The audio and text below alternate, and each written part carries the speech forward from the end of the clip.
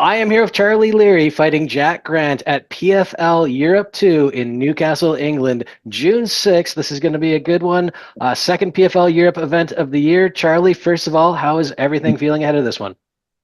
Man, it feels good. Feels good. It's been a long time coming. I just can't wait now. I can't wait.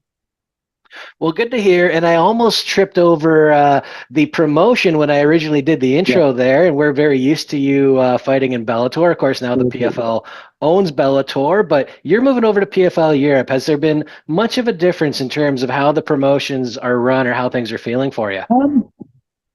Yeah, it feels pretty similar. Pretty similar. I haven't been to an event yet, so I'm not sure how it will feel there because I got on well with a lot of the Bellator staff. They were all so great, man. Like everyone from the back room to the front to everyone involved at Bellator. I know a few of them have come over as well, but a few of them have left. But in regards to the fight situation and getting sorted for it, at the moment everything feels good. Feels the same. Well, that's good to hear as well. And we'll step back for a moment. We saw your last fight against Yancy Medeiros, obviously overturned eventually to a no contest due to a failed drug test on his part. I'm not sure if it ever came out. I couldn't find anything on what he had failed for, but just in general, how does that affect you as a fighter? I mean, do you dwell on that a lot? Are you able to move past it easily?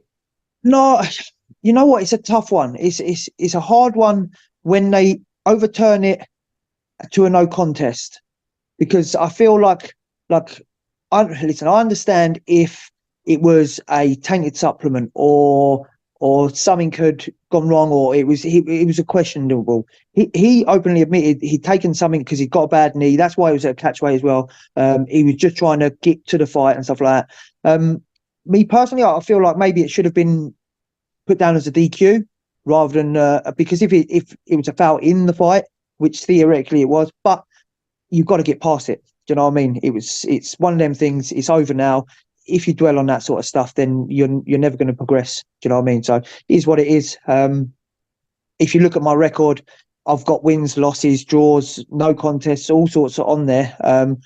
There's questionable decisions that I've lost. There's probably questionable decisions that I might have won. You just have to take the rough with the smooth. You know what I mean?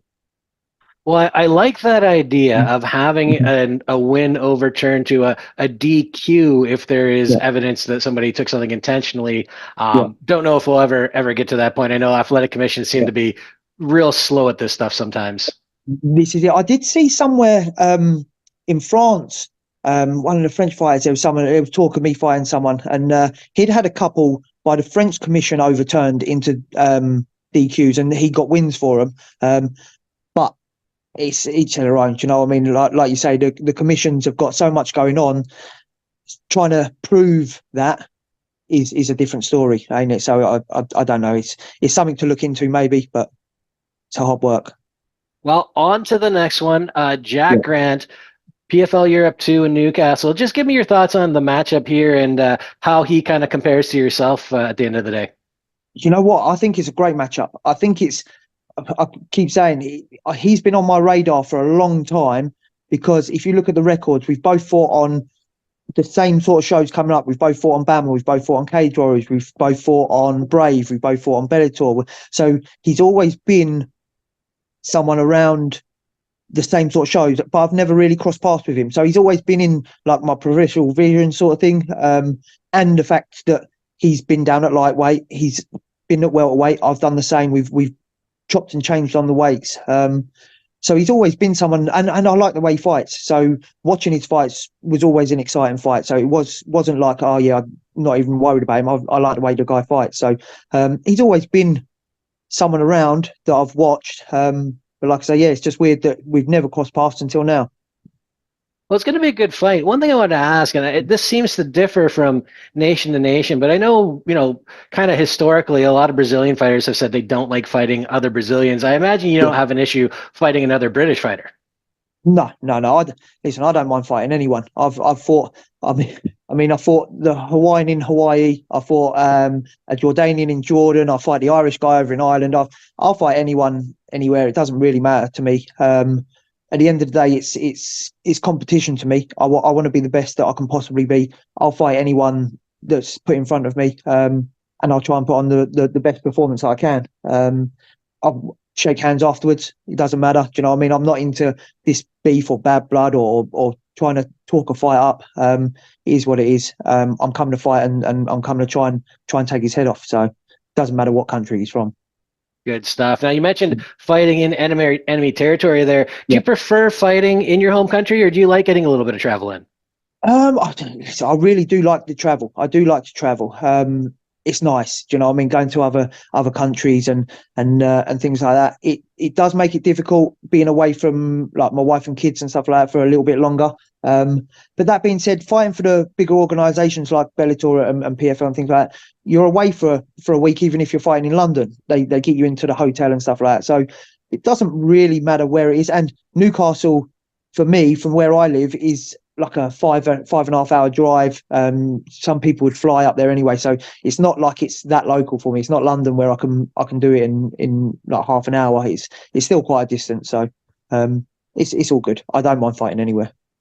Gotcha. Well, speaking of the UK, UK MMA has really come on over the past couple of years, and Bellator obviously was a regular visitor, and now the PFL as well, and Bellator is still running and still making stops, and the UFC just announced some big fights today for the Manchester card. I mean, what do you see as behind this kind of fresh wave of UK MMA?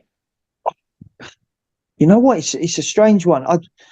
I think we've always been slowly building and slowly getting there. I think things like Bellator doing the European series, and coming to the UK and coming around the European scene a lot more, give a lot more chances to fighters, give people more chance to get on a big show, and gave people like myself a chance to actually make a living out of it. Where even when I was fighting for like Brave and stuff like that, I was still having to work a job. Because it doesn't pay as much to be able to do make a living out of it. So I think Bellator and stuff like that have been massive for the sport, especially in the UK and Europe. Being able to get people to compete regularly and on a big stage is massive. Obviously, people like Leon winning titles, Tom Aspinall winning titles, makes a lot more people involved in the sport, want to get involved in the sport, which then makes the gyms bigger and makes gym owners earn a bit more money, which is always great. I think we're very lucky to have some great coaches in this country now. I think back in the day, you used to have to travel. If you wanted to learn wrestling, you'd have to go to America. If you wanted to be one of the best, you'd have to go to one of these countries and move away. Where now you don't have to. I mean, I can travel from here to go up to Birmingham and train with Leon and them guys up there. And you get everything. I can go into London and train with the guys at London Shoot, who are all phenomenal. They come down, they'll come to spar with us and things like that. So we're quite lucky. We've got everything we need in the country now. So don't have to spend a load of money to go somewhere else. Well, that's very cool. It's very cool to see the development of the sport in different countries and how it comes along. You obviously mentioned Bellator, and we've mentioned it a couple of times. Are you still under contract with Bellator? Like, if you wanted to, No. if you were available, okay, so you're strictly PFL. No, because I've now signed a contract with PFL for this tournament and stuff like that. But from what I'm no lawyer. I don't know. I don't look into the small print. But from what I've been told, if Bellator wanted me to fight or they needed me to fight something, I could go and fight on Bellator. If I then fight on Bellator, I could then come back and fight on the PFL. If you're signed for one, you're basically signed for both. As far as I know. But don't hold me to that. I don't know. My manager reads most of my contracts and stuff like that. He sends it to sign it. I go, yep, no worries. I'll sign that. About agreement. It's funny. My manager always phones up and goes, I've already told them you'll fight the guy, but they need me to get you to sign it. So I said, yeah, I'll sign it and go from there because I'll fight any of these guys. But from what I know, they have pretty much merged into one company. I know they're running it under two structures. But I think if you're fighting on one, you can fight on both. Fair enough. Well, it's good to have the flexibility for sure. Yeah. What is kind of your goal? Because obviously you're getting your start here with the Euro series. Is kind of the goal in your mind to do the PFL Europe series right now, and maybe next year try to jump into the global tournament? 100%. I want to be fighting the best guys I possibly can at the highest level on the biggest show. And listen, don't get me wrong, the European series and the chance to win this sort of money and win a title in the European series is amazing, and it's great, and great publicity. but the end goal has got to be the World Series. Do you know what I mean? It's got to be that one for me. The goal is to come in. Now, you can't look past Jack Grant for a start. There's still 2 more fights, either get past Jack Grant before you've got that. But yeah, for me, the goal right now is to win my fights and then progress next year and sign for him again, get a contract renewal. Do you know what I mean? Whether that's a tournament or just get a 4-fight deal or whatever it is, get another contract is the way forward. Well, it's very cool. Great opportunity. We saw a guy like Impa Yeah. Kasanganay do it through the Challenger Series and come in that way and then win it all. So it's definitely a huge opportunity. Charlie, I'm going to thank you again for the time today. I'm going to ask you one more before I let you go. Just give us a prediction for this fight, June 8th, Jack Grant. How does this all go down? I expect an absolute war, and I expect to get to finish probably 3rd round. I'm looking at trying to finish him by the end of the 3rd round. All right. Love it. Love calling a finish. Best of luck in the fight, June 8th. Thanks again for the time today. Looking forward to it. Thank you very much, man. Really appreciate your time. Always. Have a good one.